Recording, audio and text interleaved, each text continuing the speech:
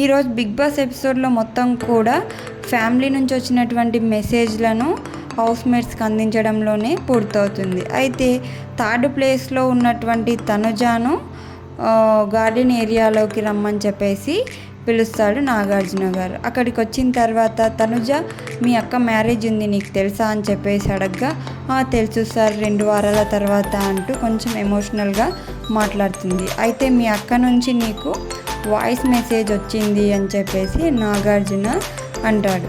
అయితే ఈ మెసేజ్ని నువ్వు వినాలి అంటే ఈ రోజటి నుంచి బిగ్ బాస్ పూర్తయ్యేంత వరకు కూడా కళ్యాణ్కి ఇమ్యూనిటీ అనేది లభించదు అని చెప్పడం జరుగుతుంది.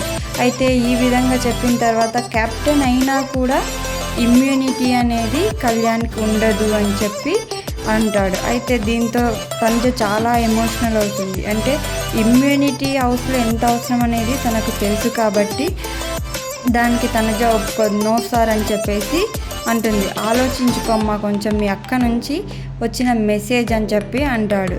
అంటే అని చెప్పినా కూడా తనుజ నో సార్ అని చెప్పేసి అంటుంది.